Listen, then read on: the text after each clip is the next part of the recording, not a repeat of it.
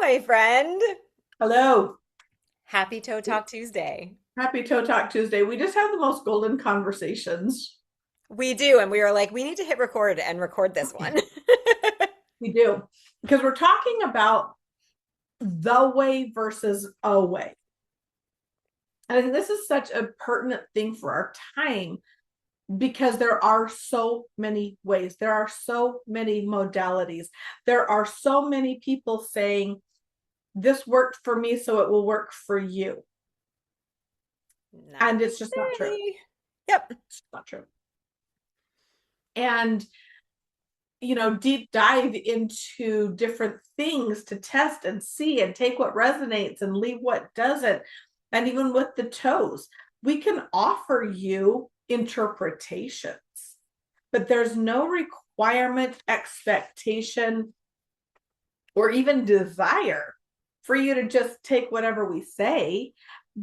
There are threads of truth based on this modality in what it is, but the words we use, the direction we went with the interpretation, that may be something that is different for you. So we happen to just be in the under the light of the Capricorn full moon that we just experienced, which is about authority, being the authority of your own life, which means taking what resonates and releasing what doesn't. It doesn't mean throw the baby out with the bathwater, which I think is such a funny saying, but we all know what it means. Like, just because one thing doesn't resonate, don't throw the whole thing out. But what about that didn't? And is there a different way of looking at it? Or what about it did? And is there a different way of looking at it? And weaving that into your own story, because you're the author of your own life. I love it. And I think I just want to pause for that. Like, you are the author of your own life. It's one of the reasons that I love doing this work with you. Coming back into, like, when I feel that in my body, there's an expansion. There's the, like, yes, thank you for the permission, right? To go, this resonates, this doesn't. And then there's also like parts of my body that constrict when I hear it because I think we we have been so conditioned not to be believe that we are the author of our own life, right? To fit into the box that others have created for us. And so it does feel uncomfortable to be given that permission.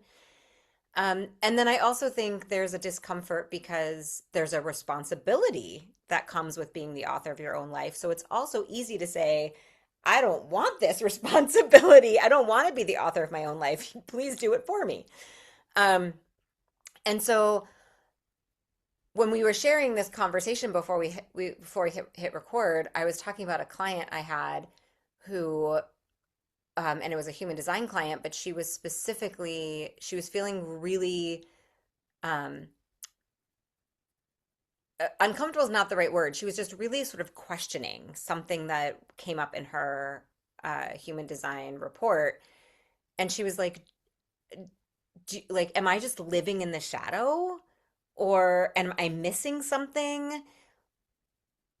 And we just kind of sat with what is the feeling in your body telling you? Does it feel like your ego that's going, I don't like this, I don't want to change this? Right? Like I don't or I like, right? Or the flip side, like I like how I am and I don't want to see myself in a different light.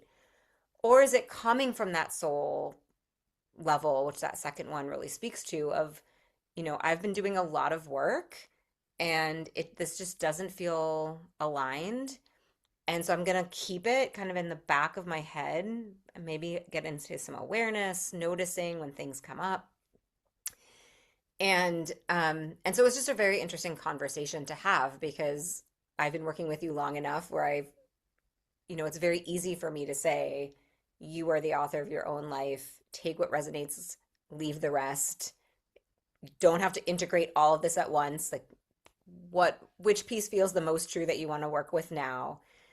Um, and with toe reading, I feel like for me it's become such a great uh experience in that specific thing, right? Because it's when I hit this toe, I'm like, oh, when I hit my second toe the other day, right on my left foot. And I was like, right after I said, like, I had bad self-talk, negative self-talk.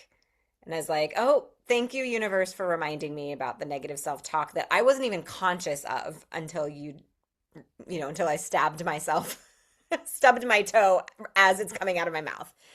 Um, right? Thank you, universe. Thank you, universe. And I could be in that space of gratitude.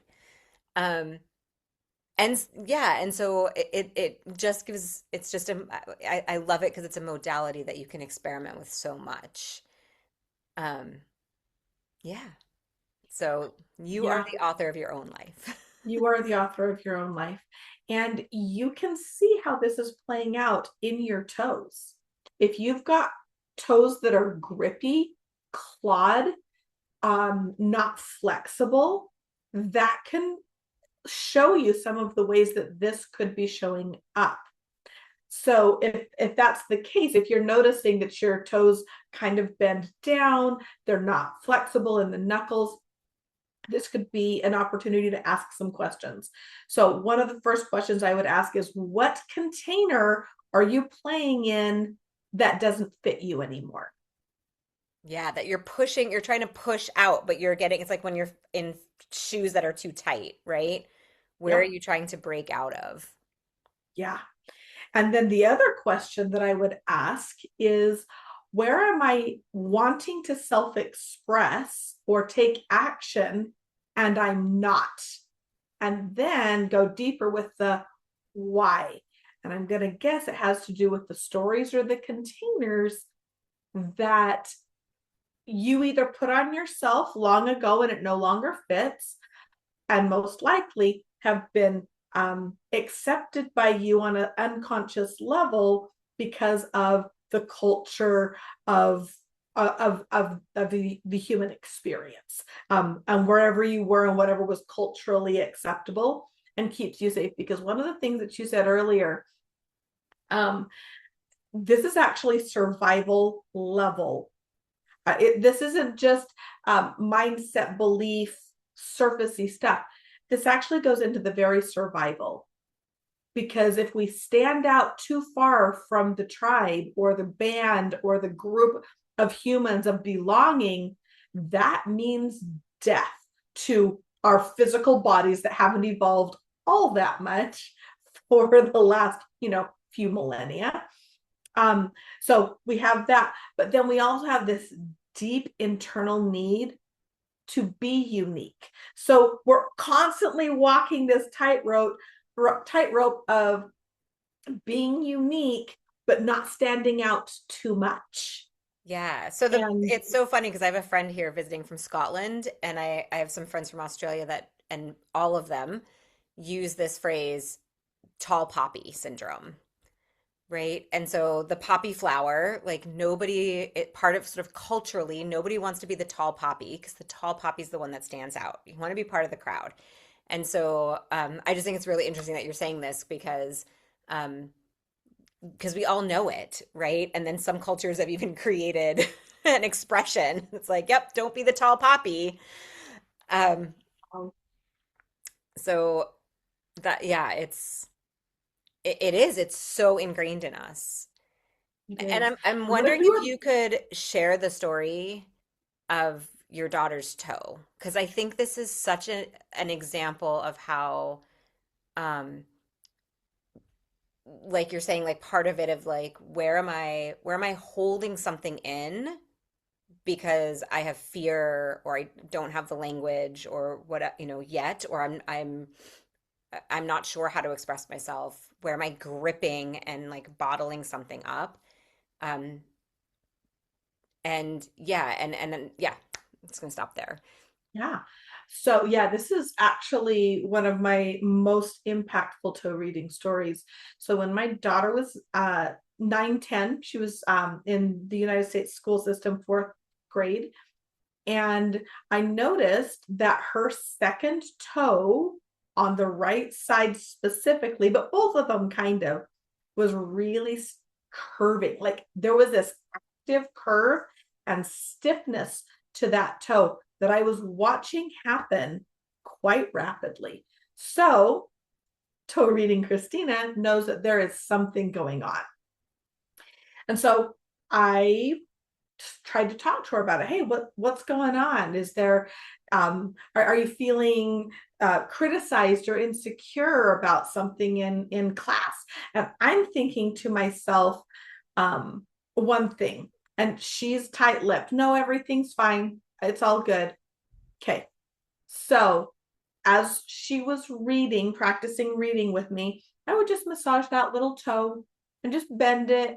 And so it felt really good to her. And I was intentionally working with that toe energy to release that blocked energy that was showing me that there was something that was not aligned with her and that was keeping her feeling small or insecure or like she had to grip. Just 2 weeks, just 2 weeks after we started doing that, and I started to notice a little bit more flexibility happening in that toe, she came and told me that she was being bullied in her classroom by a young man in that classroom. And it was really hurting her emotionally. She was actually starting to have self-harming thoughts. So alarm bells going off as a parent, but because of the toe reading, because I was able to see it in advance, we were able to work through it.